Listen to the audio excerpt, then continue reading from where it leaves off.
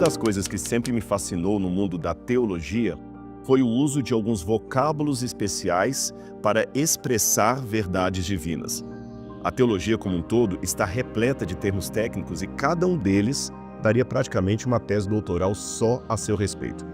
E desses vocábulos que me fascinam está a palavra salvação. Você sabia que em grego e latim a palavra salvação significa tanto salvação quanto saúde? Quando você vai no grego, soteria, ou no latim salus, você pode traduzir, dependendo do contexto, por saúde ou por salvação. E a relação é muito própria, porque de acordo com a Bíblia Sagrada, o pecado, quando entrou no mundo, trouxe também uma espécie de enfermidade para o planeta. Toda a humanidade ficou enferma pelo pecado. E sendo assim, uma vez doentes, enfermos, nós precisamos ser salvos, isto é, curados. É por essa razão que muitos autores cristãos, desde os primeiros séculos depois do período apostólico, já tratavam a salvação como uma cura, como uma saúde. E assim vai na Bíblia também. É interessante que, se eu for para o Antigo Testamento, a palavra shalom, que significa paz, ela também tem relação estreita com as palavras saúde e com a palavra salvação. Isso foi muito propício na minha vida, porque em muitos momentos da minha existência, o que eu mais pedi a Deus foi cura. E às vezes na minha oração, em meio à dor, ao sofrimento, ao constrangimento, eu implorava a Deus em lágrimas, misturando pleitos de cura e de salvação.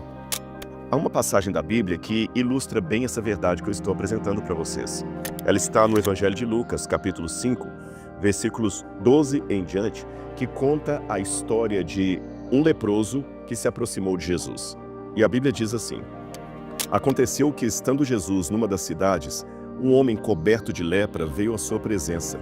Quando ele viu Jesus, prostrou-se com o rosto em terra e pediu: Senhor, se quiser, pode purificar-me. E Jesus, estendendo a mão, tocou nele, dizendo: quero sim, fique limpo. Olha que lindo. Jesus, em primeiro lugar, teve simpatia por aquele leproso, ouviu a sua prece, tocou nele. E de acordo com o entendimento daquela época, tocar num leproso era contaminar-se com a sua lepra. Isso significa que, antes de curá-lo, Jesus teve uma empatia que fez o Salvador tocar naquele homem que era intocável. E ao fazer isso, de certa forma, pelos olhos daqueles que estavam ao redor, Jesus acabou se contaminando, embora, é claro, Jesus não contraiu lepra, mas para todos os presentes era como se ele agora estivesse leproso, porque ele tocou em alguém doente. Perceba, quando Deus nos cura, isto é, quando Ele nos salva, Ele toca nas nossas feridas. E isso também pode acontecer na sua vida. Deixe Deus curar você. Deixe Deus salvar você. Depois leia com calma Isaías capítulo 53. Lá você encontrará um verso que diz assim: Ele tomou sobre si as nossas enfermidades e as nossas dores levou sobre si. O castigo que nos traz a paz estava sobre ele, e pelas suas pisaduras, isso é, os seus ferimentos, fomos sarados. A salvação de Deus é uma cura, é uma alegria, é um encontro com a eternidade, é a certeza do porvir, é a convicção de que nós não estamos sós nesse mundo. Aliás, acredite, se você estiver em Cristo Jesus, aonde quer que você for, você e o Mestre serão sempre a maioria esmagadora, você e Jesus.